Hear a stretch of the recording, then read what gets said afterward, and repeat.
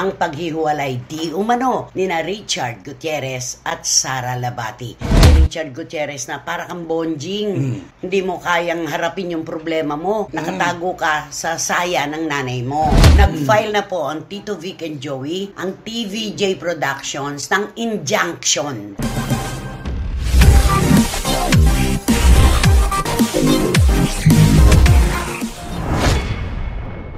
Na po kayo mga pinakamamahal naming mga kachika dito at sa iba't ibang dako ng buong mundo. Alam po namin ang pinakahihintay ninyo, ang maiinit na chika't intriga. Siyempre lahat po tayo marites. Maraming salamat po sa inyong malayuan at malapitang pagsuporta, lalo na sa inyong komento na kami ang inyong multivitamins. Maraming salamat po. Kumusta ka naman, Romel Chika? Ay nako, eto na, paiinitin natin ng malamig na kapaligiran.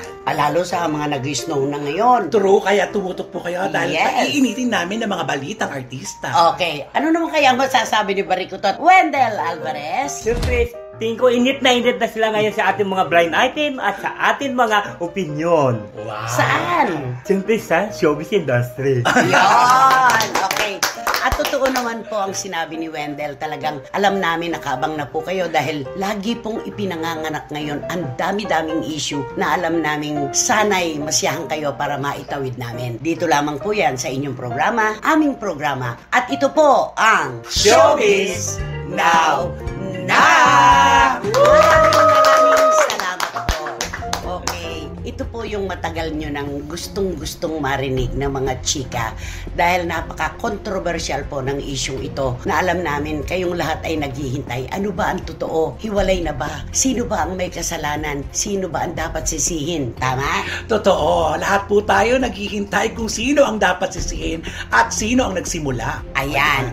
Ang tinutukoy po namin syempre pa, matagal na po itong laman ng mga pahayagan ng social media pero lahat po ay puro espekulasyon pa lamang po ang alam. Ang paghihiwalay di umano ni na Richard Gutierrez at Sara Labati. Ano sa palagay mo? Kumpirmado? Ay siguro kumpirmado na yan kasi alam mo parang matagal ko na yan naulinigan yung mga kwento na yan eh. Tapos siyempre yung may kasalanan doon na sinasabi ata, nakikialam mga biyanan. Yan, mamaya pag-uusapan natin yan, di ba? At syempre, ang gusto nyo pong tukuyin namin kung totoo ba. Ang magagawa lang po namin itawid sa inyo yung mga pahayag ni Tita Annabel Rama na isang buwan na raw po na umuuwi sa kanila si Richard Gutierrez pero naghahakot na rin daw ng damit para lumipat sa kanyang tirahan. Oo. At saka yung salita po niyang, ang anak ko kawawa naman. Trabaho ng trabaho habang yung babae naman ay nagwawaldas. Naku, Yun na. napakabigat, no? Ano naman ang sabi ni Sara Labati? Ay, ang Sara Labati, kasi may mga fake na sumasagot para kay Sara, kaya nakakaawa din si Sara. Lalong nadidiin sa sitwasyong ito. Kaya ang Sara, Daming fake news. ang daming fake news, kaya si Sara, ang latest na sinabi ni Sara, hindi siya magko-comment about that. Para talagang, yun yung talagang galing sa kanya. Kasi may mga lumabas na kasabi niya na, may mga fake news na sabi niya, di ba na, sabi na, sa susunod, pipiliin nyo ang mga in-laws. Yun, fake news yun. Yun, diba, pero yung fake una news? niyang sinagot na pinakasalan niya si Richard Gutierrez kasi ramdam niya na good provider. Sinabi niya Ideal nung husband. Hindi lang daw niya alam kung bakit yung kanyang in-law na babae ay hindi yata na kayang pigilan ng kanyang father-in-law. Parang ganon. Ganyan. Kasama yan dyan. Napakakaba, hindi mo na alam, ma-distinguish kung alin ang fake news ang sinabi ni Sara. At yun namang ama ni Sara Labati na nagmula po ng Switzerland, pumunta rito, pati ang kanyang ina, nagsabi na ini-enjoy lang nila ang kanilang buhay dito, pamilya yan. Kasama yung dalawang anak nila ni Richard at ang sabi niya, never mind dogs barking. So, diba? mag-iisip ka ngayon. Sino ba yung salita ng salita? Kaya yung mga sinasabi po nila, walang diretsong pangalan, pero alam mo kung sino pinatatamaan. Reading between the lines. Yung, balikan ko yung sinabi mo na ito'y lumalala dahil sa pakikialam ng mga magulang.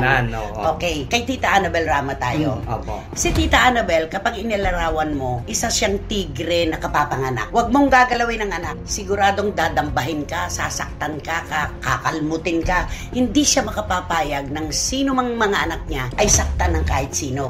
Hindi siya papayag na ipatalo ang kanyang anak na bawat magulang ay gano'n naman talaga ang nasa isip, di ba? Pero syempre, kung si Tita Annabel ay gano'n din naman ang pamilya naman ni Sara Labati. Ay, diba?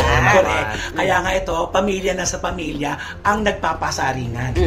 Yun ang mapakahirap. Yung mga concern, yung mag-asawa, wala kang marinig, pero yung mga kampo ng bawat isa, doon nagsisimula ang chika. Merong nangangantsaw kay Richard Gutierrez na para kang bonjing. Hindi mo kayang harapin yung problema mo. Kayo dapat ni Sara ang nagre-resolba nito, pero bakit nanay mo ang daldal ng daldal? Para kang bonjing. Nakatago ka sa saya ng nanay mo. Correct. Pero wala tayong magagawa. Ganun talaga si Tita Annabel Kung ibang tao nga, kung ipagtanggol niya, ganun na lang. Anak pa kaya niya ang hindi? Tama. Diba? Tsaka hindi natin maki-question talaga ang mga magulang na ipagtanggol talaga. Wala yung maliman o tama, basta magulang kakampihan ng anak. Pwedeng pinagagalitan niya itong si Richard pag silang dalawa lang o kasama si Tito Eddie. Tama. Pero sa harap ng publiko, hindi mo maaasahan si Tita Annabel na pitpitin yung anak niya. Ganun yun, ipagtatanggol niya. Kasi parang nagsimula yan nung dumadalaw si Tita Annabel doon sa bahay nila ni Richard at saka ni Sara Labati na parang hindi niya nagustuhan yung mga ginagawa doon sa loob ng bahay. Kasi tapos pinapagalitan niya nga yung kasambahay doon nila ni Richard at saka ni Sara. Katulad ng mga hindi nakaayos sa loob ng bahay. Burara. Para bang alam mo naman si Bisaya, di ba? Ano ba ito? Dong, ba't hindi mo inaayos ito yung mga ano ito sa bahay? Tapos yung mga apo niya daw napapabayaan, parang hindi inaayos. Siyempre yung mga kasambahay nagsusumbong kay Sara. Okay. Tapos itong Sara naman, pagsusumbong kay Richard. Okay. Tapos yung sabi naman ni Richard na, sige, hayaan mo na ako na lang bahala sa mami ko. Yung parang gano'n. Siguro, pinaparating naman ni Richard yung mga sumbong siguro sa kanya. Pinaparating siguro kay Tita Annabel. Alam mo, ang magbiyanan talaga, bibihira yung magkasundo. Di ba? Joke yan di ba? Totoo. Di ba? Running joke yan Sino ang mahal mo? Ang biyanan mo ba o ang asawa mo? Parang gano'n, di ba? Correct. Hindi natin maialis kay Tita Annabel yun, pero totoong-totoo naman po na kapag pinabayaan natin ang mga anak na magkasama, hindi dapat nanghihimasok ang mga magulang. Nandyan lamang ang mga in-laws, andyan lamang ang mga magulang para sila ay payuhan. Pero yung manghimasok sa kung ano nagaganap sa kanilang buhay, lalo na kung mag-asawa na, nasa Biblia yan Kapag nag-asawa ang anak, tatalikuran niya ang kanyang pamilya at bubuo siya ng sariling mundo. Yun. Kaya dapat wala yung mga nakikialam. Kaya lang hindi po pwedeng hindi makialam, lalo na kung may nalalaman yung biyanan. Ayun. Doon mahirap kasi kapag may mga nalalaman yung biyanan na hindi nagsasalita, yung lalaki o kaya yung asawa, yung mag-asawa nagsasalita, doon mo nanghihimasok, pero dapat may limitasyon lang kasi ang panghihimasok. May thin line yan hanggang dito lang po kayo. Pag lumampas kayo dyan, teka lang muna. Parang ganon. Pero ang dami-dami po nating dapat linawin, Ang magkabilang kampo, dapat po sigurong maging maluwag sa pagpapaliwanag. Ilang panahon na po naming nababasa yung kwento tungkol sa isang mag-asawa na nagkasakitan sa harap ng kanilang mga anak. Na di umano yung babae ay tumakbo po sa bahay ng mag-asawang artista na kasama sa village. Diba? Hindi naman kapitbahay, maaaring malayo-layo rin. Pero nung masaktan daw, yung babae, black and blue daw, dahil binugbog daw noong asawa, tumakbo doon sa bahay ng mag-asawa. Kaya, doon daw tumakbo. Blind item, halatang-halata naman na sila ang tinutukoy. Dapat po siguro ay kailangang maliwanagan po natin ito. Totoo ba na nananakit itong si Richard Gutierrez? Totoo ba na kaya umuwi ang mga magulang ni Sara Labati mula sa Switzerland dito sa Pilipinas, humingi ng saklolo yung anak? Diba? Kung iisipin mo rin talaga, mapupunta talaga sa ganon. Kasi ito na yung mga blind item na parang sila ang tinutukoy, tapos halos tukoy na nga halos tukoy na, pero wala pa rin na nagkukumpirma. Kasi pagkaalam ko doon, parang si Sara ata nagsumbong doon kay Aling Esther. Kay mami. Kay mami niya.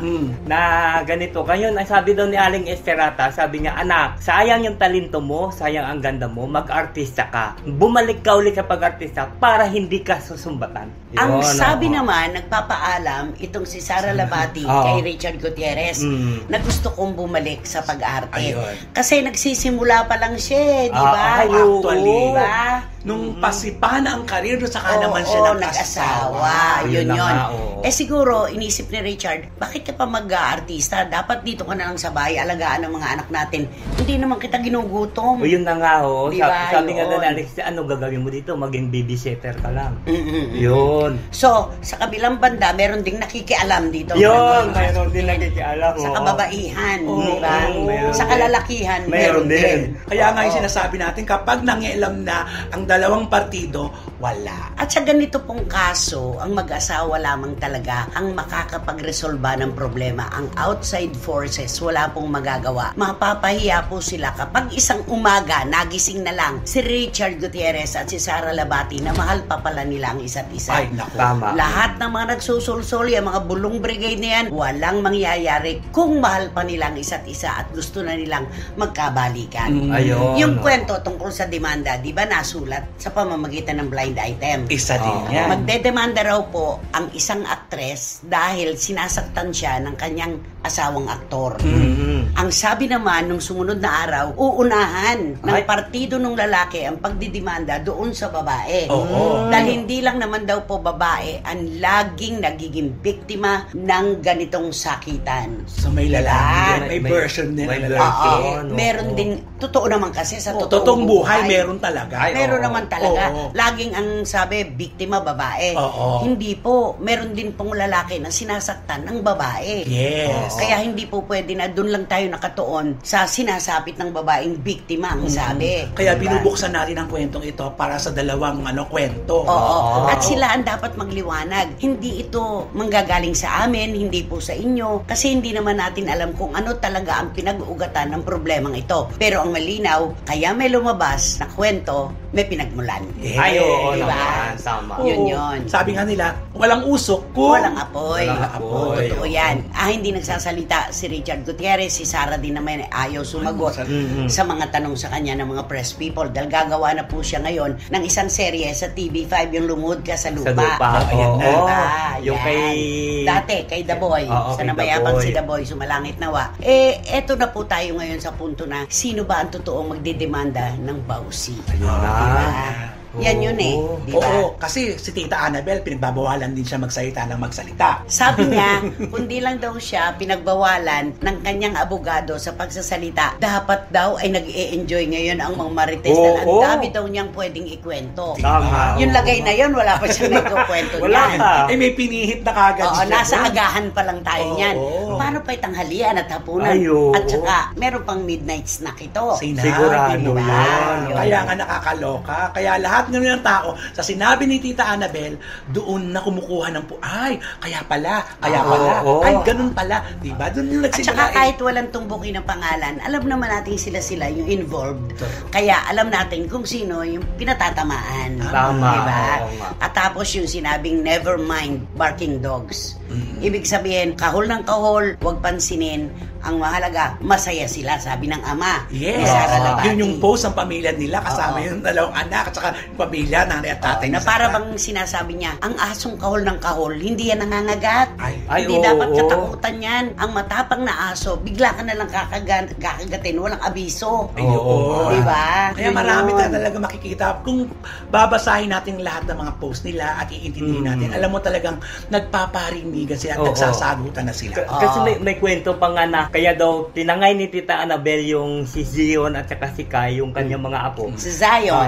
Sabi niya, siyempre alam mo naman Lola, siyempre mahal yung apo. Para daw ayaw niya makita kung ano man ang nangyayari dun sa mag-asawa. Ayaw makita ng mga apo. Kaso ang kwentong lumutang, di ba? Oo. Nung di umunoy saktan daw ng lalaki si babae sa harap ng mga Oo. anak. Baka siguro nung una, ng bandang huli siguro. Hindi natin alam kung totoo Oo yan. nga, kaya nga. Wala naman tayo dun eh. Oo, wala. Malay naman natin kung wala naman talagang sakitan. Ay, oo nga, diba? tama. Mahirap din natin sila binabantayan ng 24 oras. Kaya Oo. hindi natin alam ang tanging makapagpapaliwanag nito, ang tanging makasasagot kung totoo ang mga kwentong naglalabasan, si Sara at si Richard lamang. Tama. At lagi nating sinasabi, hindi tayo pwedeng magbigay ng mga bagay-bagay dito dahil mag-asawang sangkot Oo, dito. kapag nagkabati po ang mag-asawa, tayo pa maiiwan sa gitna ng laban. True. Tama. Sa totoo lang, puso sa puso, pag nag-usap, lahat ng mga nagtatalak ngayon, nagkukukuda, mababaliwala lahat yan. Oo, kaya kaliwat kanan, pakinggan lang natin. Pero isa lang po ang taya namin tatlo. Kami nang hihinayan. Ay, oo. Nagisnan po namin, nasaksihan po namin kung gaano kaganda ang samahan ng mag-asawang ito. Sa mga retrato lang nila na tumatawid sa atin.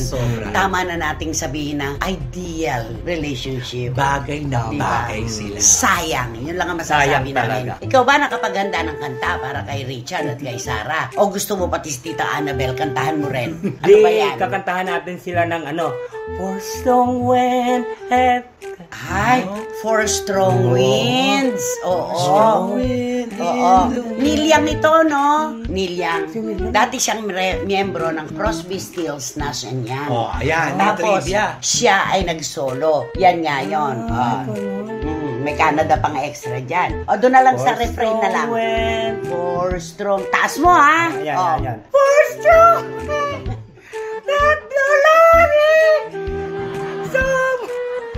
For strong winds that blow lonely. Seven seas that run high. Sino ba mali? Ako ba o siya? Alam mo siguro ito ang mali. Mahiya ka naman kay Pepes.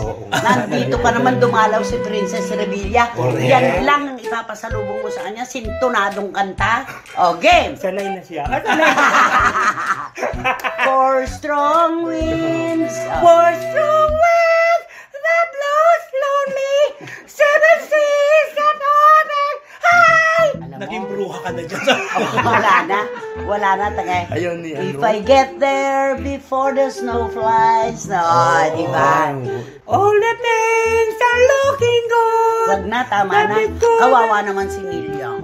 No? Namatay na pala. Oo, bakit alakala mo na naman? Buhay pa. Si Celine yun nga, pinatay mo. Si Len, sabi raw nung nakapaligid. Sabi, we miss you, Celine! Ako si Boyce Caragay, namumula na naman ang hasa. Yan ang kanyang pampagana, si Celine. Yung si Celine.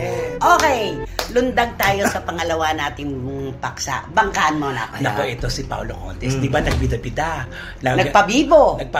Siya na naman ang mata ng ng bagyo ngayon. Siya daw ang spokesman. O yan, nag-spokesman. Attorney Paolo Contes, na wala namang alam sa batas. True. Ayan. Attorney no case. Correct. Ayan, dahil nagpabida, ayan, nagalit pala, pinagalitan pala. Yun ang kwento. Pinagalitan daw ito ng management. Tape Incorporated. Na hindi pala alam ng management daw ang mga pinagsasabi ni Paolo against sa EAT, sa TV. Pero alam mo, may writer yan eh. O, diba? So, ibig sabihin, yung writer ng show, yung continuity writer, hindi rin alam ng Tape Incorporated, yung mga binuo nilang Iniisip ko, diba, napag-usapan na yan, lahat ng mga lumalabas ang sasabihin, ng mga, diba, lahat ng segment doon, dumadaan sa kanila. Tapos ngayon, ito, sasabihin nila, hindi. At itong si Paolo Contes, dahil ang tawag na lang sa kanya ngayon, Paolo Conti. Konti na lang. Anong mapagalitan daw, vloggers talaga nagsasabi, ang leon naging kuting. Natakot. Natameme. Oo, natameme. Ang leon daw naging kuting na. Naku. Diba?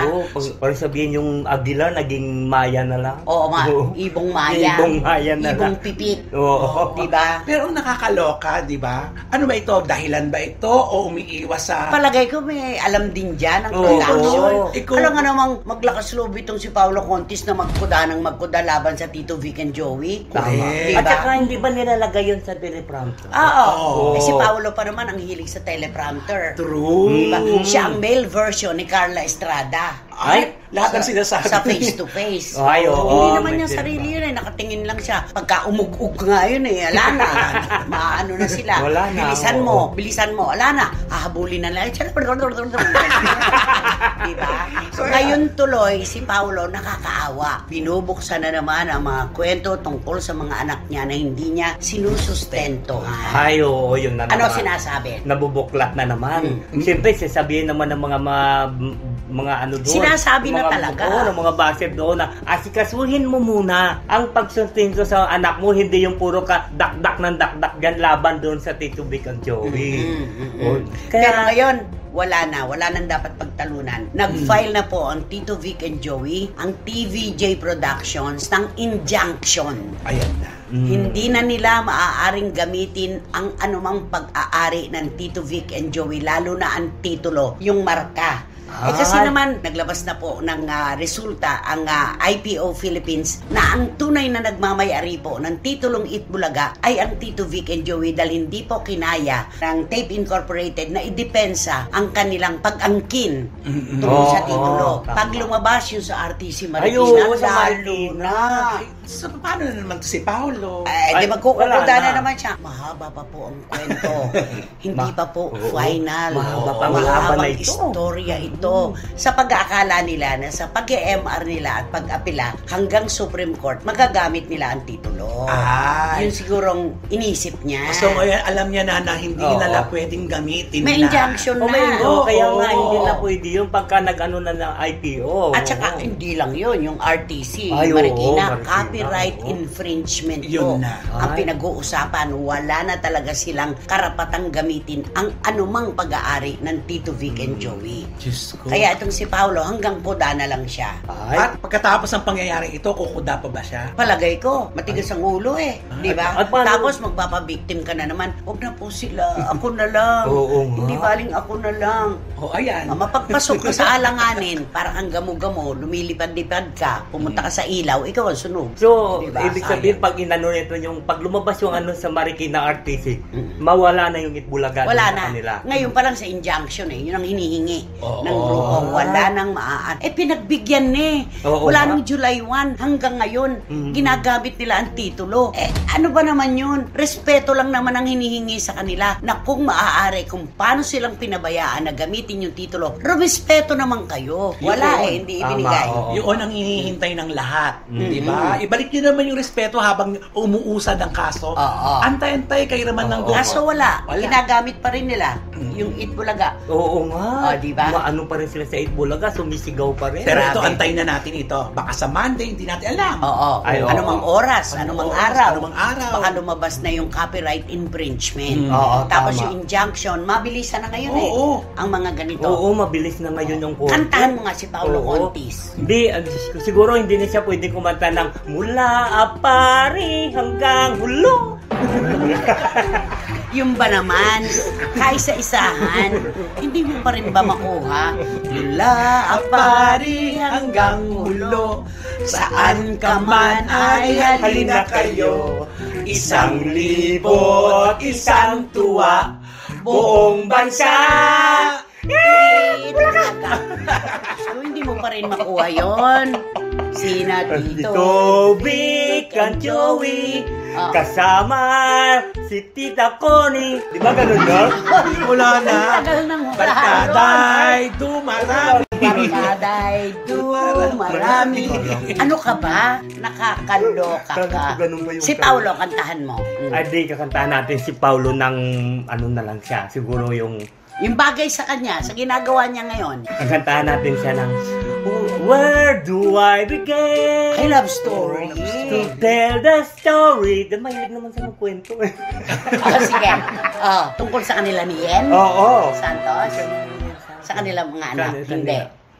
Kasi wala naman siya eh. Na ano? Wala naman sa suporta sa mga anak niya. Yun nga, inuukol-ikol ngayon eh, no? Yan. Pakantahin natin to. Ali McGraw. Diba? Love story. Where do I begin to tell the story of the great love? How great! The sweet love story that is older than I see. The simple truth about the love she brings away. Where do I start? Dito na lang. She fills my heart. Ayan. Natasha. Taasan mo yan. She fills my heart with a very special Alam mo, nadjijingle si Pepe sa'yo. Kanta mo yan. Ayun, tumakbo na sa CR. She fills my soul with so much with love. so much love That anywhere I go. that anywhere I go. Alam mo, yung litid bibig niya, oh. Talagang grabe. May spaghetti ka dito, te. Hindi, tsaka, naku, baka yung lungs niya, no more lungs, all clear.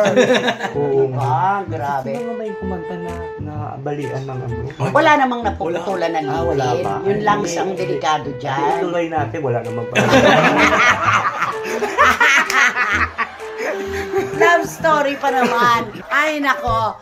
Sino ba kasi yan? Sino ba yan? Sino nga ba yan? Sino ba yan? Eto na po sila, mga kachika nating mahal. Titong Manny and Tita Norisky Garcia na nasa Europe na naman ngayon. naman. Ang ninong at ninang natin. Grabe. Okay? Mariel and M of UK. JMB na may sariling alkansya sa CFM. At magaling na siya, Iram Lia.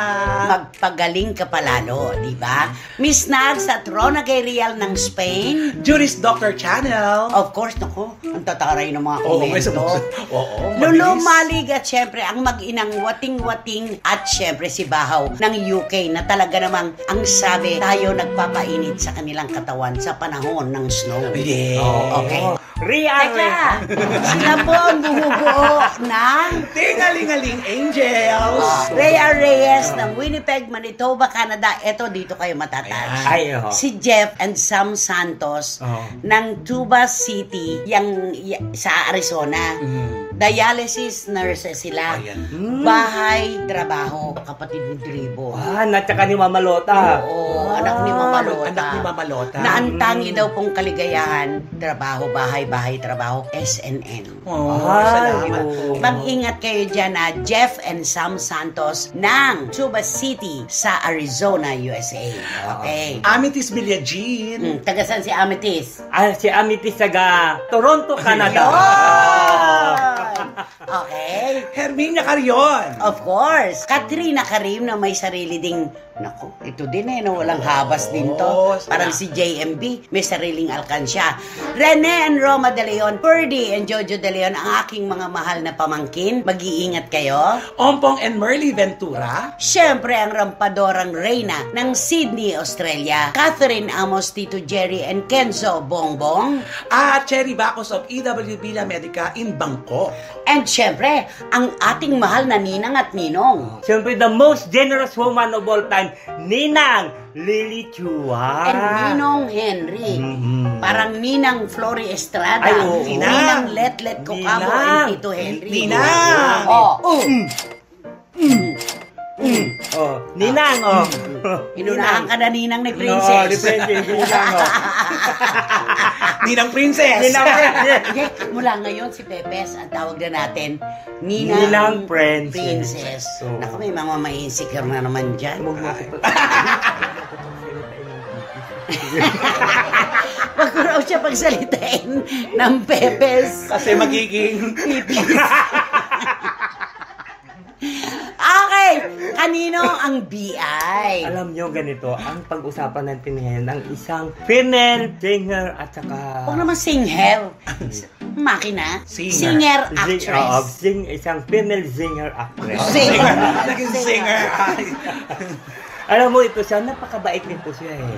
Tapos lalo na nung nag-asawa siya, napakabait din ng kanyang asawa. Maganda ang puso. Oo. Pero hindi ko lang alam bakit ginaganito siya. Nino? Ng kanyang mga magulang.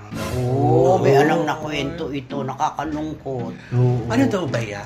Kasi nga ito, siyempre, alam mo yung anak, siyempre gumagawa talaga ng paraan para mapalapit doon sa mga magulang. Para tanggapin na silang mag-asawa. Para ibig sabihin, sige, mami, ito na, ibibigay ko sa inyo. Diba parang ganun, pero ang mga magulang, Patigas ang puso. Oo.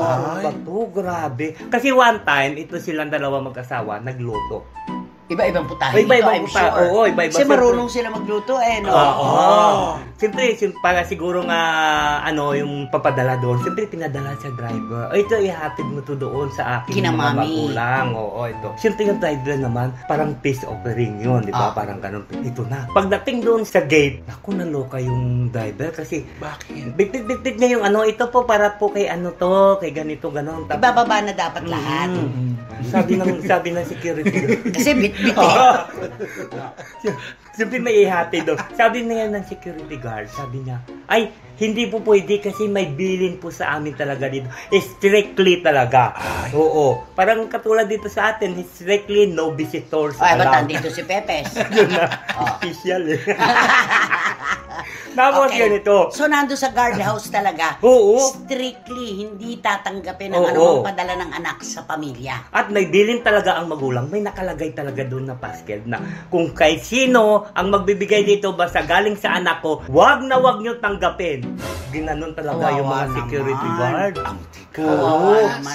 Siyempre kawawa naman yung driver. Siyempre, anong ang gagawin niya? Siyempre, ibabalik na naman yung pagkain niya doon sa boss niya para siyempre, sasabihin niya, ma'am, hindi kasi tinanggap po nila eh. Ano ba kailangan gawin ng anak para lang mapatawad ng magulang? Hindi naman krimen ang kanyang ginawa. Ang pag-aasawa ba? Ang pagbubuo ba ng isang pamilya? Krimen ba yun? Oo. At ito pa, nasa wastong gulang na. At saka lahat na ibigay na sa kanila nung bata. Ano pa ba? Mula pagkabata, kinalabaw na ito. Oo. Di ba? Iwan ba na sa magulang na yun? Kantahan mo nga yung mami niya. Mga pusong bato talaga sila. Kantahan mo yung mami niya. Ano kakanta mo? Kakantahan natin sila ng pusong Kinanta mo nung last episode. Not enough. Ay, kantahin mo na yun. Never. Shirley Bassey. Shirley Bassey yan. Every now and if forever's not enough. Hindi siya makasara. Ay, hindi yun. Di ba Shirley Bassey yun ba yun? Hoy!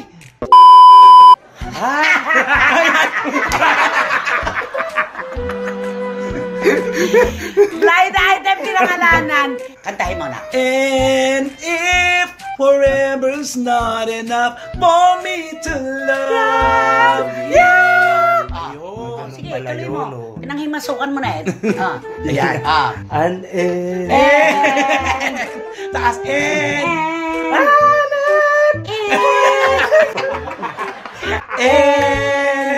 and